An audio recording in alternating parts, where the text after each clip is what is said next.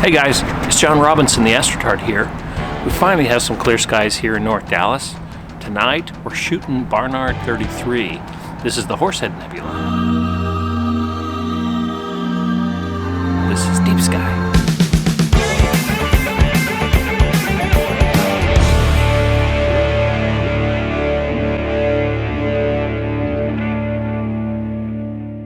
Alright guys, given that it's galaxy season, I decided I would go ahead and swap out the filters in here so that I have my RGB filters back inside of this mix.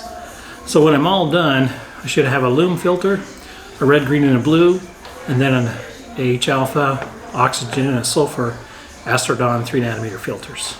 So let's go ahead and swap this out.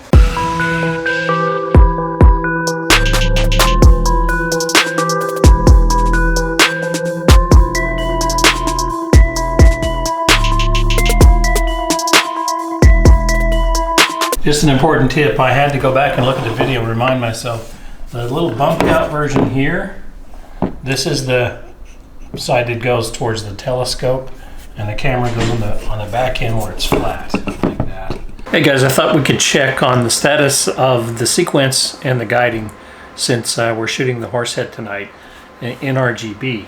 I've already finished up the H alpha 3nm stuff. Now I'm just focused on some really quick RGB collection.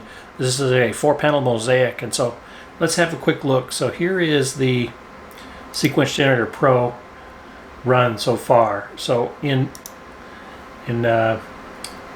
quadrant 1, I've got 9, 8, and 8 subs of the RGB. I shot 2-minute exposures here, and here's how we're doing on quadrant 2. And I've got my event settings here so that I'm using event gain 0. I like to use a 0 gain on RGB filters and a 139 gain on H alpha. So I really just want to, this will be about maybe 3.5 hours of RGB data when I combine these 4 panels together.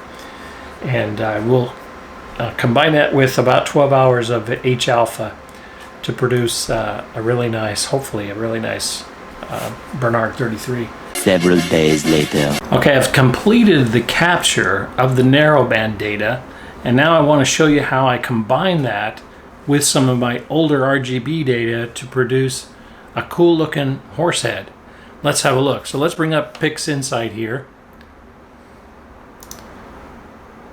So what I want to show you is, first of all, the subs. So we have 271 subs.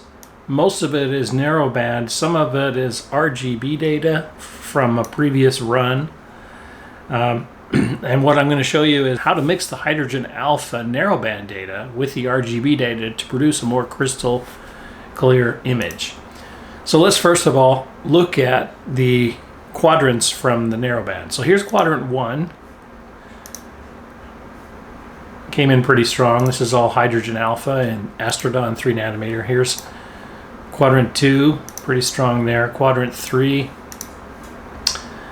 and quadrant 4 here. This is, I really like this quadrant. I gave a little bit of extra detail here because these strands of dust that are sort of flowing up from the Horsehead are really amazing, and I like to capture that detail. So I captured a little bit more data in this quadrant. And then I assigned each quadrant to its position within the mosaic. I won't go into detail on how to do that. I assume that you know how to do that by now. But I did this for each of the 4 quadrants, and then I used gradient merge mosaic to combine them. This little guy here. And I just added the 4 quadrants, and when I was done, it produced this. So this is all 4 quadrants together now of hydrogen alpha 3nm Astrotard filters. It's pretty strong data. I like it a lot. And then I went ahead and I removed the stars, which is my normal routine, by using the StarNet routine here. Let's see, where's my star remover tool? Using the star remover, I just dragged this guy over here.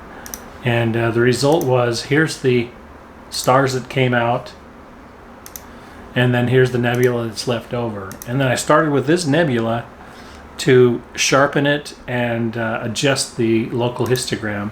And when I was done, here was the final nebula run. You can see kind of the before and after. So here's the starting nebula before I did any sharpening on it, and then here's the ending nebula after I did the sharpening. And I think it looks a little bit better, a little bit more contrast.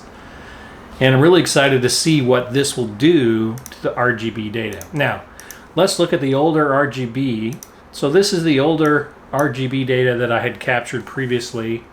It's pretty weak data. It doesn't pop. I mean, the colors are okay, but the details in here are fuzzy, right? It's just not a very clear, crisp image. And what I hope is by using this nebula data here, I can really enhance, especially the dust lanes in this quadrant up here. And we'll see what the result is to that image. So let's get started. So here's how I did that. So I started with the script multi-channel synthesis LRVB AIP.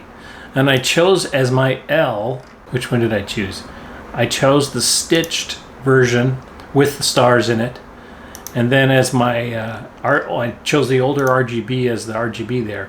And so what this is going to do is pass that RGB through this luminous H-alpha filter mask, if you will, and produce a crystal sharper image. So you run that script, it takes a minute to run, and this is what it comes up with. And then I tweaked the colors a little bit using the curve transformations, and this is the final result. So let's look at the before and after. Here was the original, where is it? RGB. And here, let's get into that dust lane so you can see that right above the horse's head. And here's the final one. You can see applying that script does a great job of bringing out the details of this dust lanes that are coming off the horse's head. And so I like it. It looks better. You know, so let's look at the hydrogen alpha by itself next to the color. So it's pretty strong. I like the result here. So it's pretty strong hydrogen alpha data, and it really brings out those dust lanes. And then you add it to that color, combine it to the color using that script. You know, it does a really nice job of just adding more detail that wasn't there before in the original RGB. So that's it. I hope you like my Horsehead. Give me some feedback in the comments and let me know any process techniques that you might do differently. And otherwise, thanks for watching, and we'll see you next week.